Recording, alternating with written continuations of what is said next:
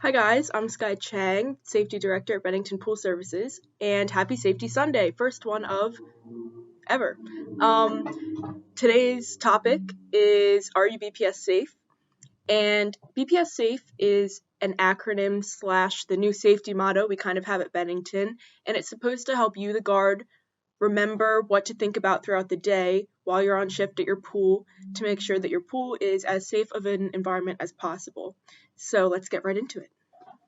So here is the acronym right here, and the first B stands for Are the bathers supervised or competent? So if you have a child that can't swim that great, they need to have a parent with them, and if they don't have a parent with them, you need to ask a parent to be with them because it is not your job to babysit in a pool, it's your job to supervise everybody and make sure that if in the event of an emergency you can address that emergency. You shouldn't have to watch a single person during the whole shift. So make sure they're either supervised or competent, and if they're not, make the proper steps to make sure that they have somebody watching over them. The P stands for Is the pool clear or blue? This is really, really important not only for the health of the patrons, but also so you can see the bottom of the pool. So if your pool ever looks cloudy or green or just weird overall, call your field manager right away and they will address that issue. The S, the first S, stands for Safety Gear Equipped. So as you all know, you should have your lifeguard rescue tube on at all times. If you don't, your field manager will yell at you. If they don't, they should, because that safety tube is your savior. Saving somebody without that tube is going to be one heck of a time, and you might not be able to. So always have that safety tube, and in addition to that, you should have the shepherd's hook somewhere within reach, a backboard within reach. So all of these things need to be near you at all times, including your PPE, your gloves, mask, and your little hip pack. You should have all of this around you at all times, so in the case of an emergency, you're ready and prepared. The second S stands for Can you see the entire pool? So if you are, say, alone on a shift, say it's a one guard pool, and there's a sun glare and you can't see part of the deep end, move your chair so you can see the whole pool clearly. You're doing nobody a service if you can't see them in the pool. Your whole job is to watch people in the pool and make sure people aren't drowning. So if you can't see a part of that pool, you can't see somebody drowning. So just make sure you can see all parts of the pool at all times. If you feel that you need to move, and if you've talked to your field manager and they say you can move there, go ahead and move. If you know the pool kind of well and you know you can just move wherever you want, move wherever you can so you can get the best view of the pool.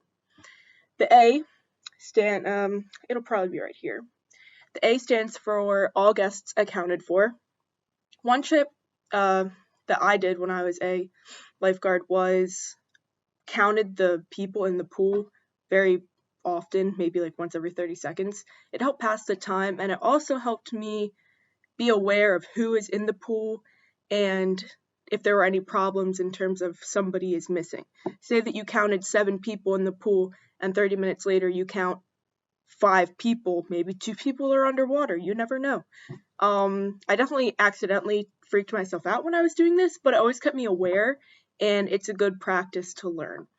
If you notice a young child was swimming in the deep end and you haven't seen them in a while, check the bottom of the deep end. Hopefully you'll see them going under before that happens, but just make sure you're aware of who is at your pool and you're aware of when something bad happens. F is, are you focused on the pool? Lifeguarding, especially in the situation that a lot of Bennington guards lifeguard in, where you're, on a shift for 8 hours, you do get that break, but you're watching the pool pretty much all day.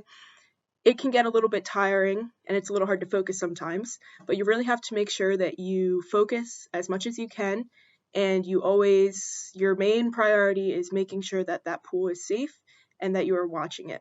So make sure you're always focused on the pool. If you need to get a drink, if you're at a 2-guard pool and you need to take a little break, that's totally fine. Just make sure that somebody is always watching the pool that is certified and you're always prepared for an emergency. And finally, we have the E, and that is Emergency Action Plan. If you don't know your Emergency Action Plan, it will be in the Bennington binder that is on site. If it's still a little confusing to you, call your field manager and they'll be happy to explain it to you. Each facility has a different emergency action plan, and it pretty much tells you what to do in an emergency. So that is everything in the acronym Are You B.P.S. Safe? B.P.S. S.A.F.E.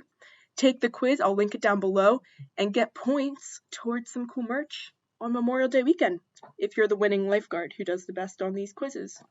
So have a good day, guys, and peace.